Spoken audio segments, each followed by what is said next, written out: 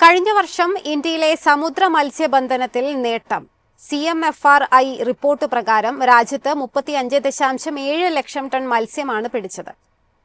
കഴിഞ്ഞ വർഷം ഇന്ത്യൻ തീരങ്ങളിൽ നിന്ന് 35.7 ലക്ഷം ടൺ സമുദ്ര മത്സ്യം പിടിച്ചതായി CMFRI റിപ്പോർട്ട്.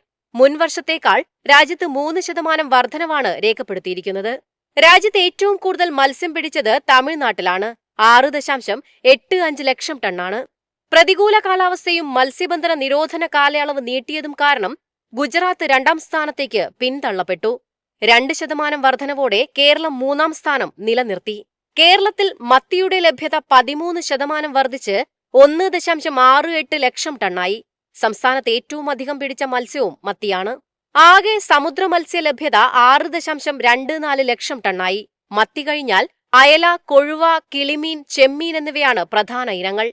കിളിമീൻ, കണവ, കൂന്തൽ, നീരാളി എന്നിവയുടെ ലഭ്യതയിൽ വർധനവുണ്ടായപ്പോൾ തിരിയാൻ, ചെമ്മീൻ, പാമ്പാട എന്നിവയിൽ കുറവുണ്ടായി. സംസ്ഥാനത്ത് എറണാകുളം ജില്ലയിലാണ് ഏറ്റവും കൂടുതൽ മീൻ ലഭിച്ചത്. കൊല്ലവും കോഴിക്കോട് ജില്ലയും പിന്നാലെയുണ്ട്. ഹാർബറുകളിൽ കൊല്ലം ജില്ലയിലെ നീണ്ടകര മുന്നിലും എറണാകുളം ജില്ലയിലെ മുനമ്പം രണ്ടാമതുമാണ്.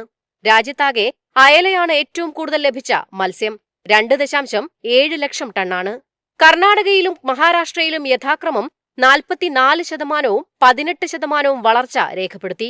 അനുകൂലമായ പാരിസ്ഥിതിക ഘടകങ്ങളും നിയന്ത്രിത മത്സ്യബന്ധന രീതികളും ചെറിയ മീനുകളുടെ ലഭ്യത വർദ്ധിക്കാൻ സഹായിച്ചുവെന്ന് CMFRI വ്യക്തമാക്കി. എളുപ്പത്തിൽ സമ്പാദ്യം വളർത്താം. ഇന്ന് തന്നെ മൈഫിൻ TV ആപ്പ് ഡൗൺലോഡ് ചെയ്യൂ.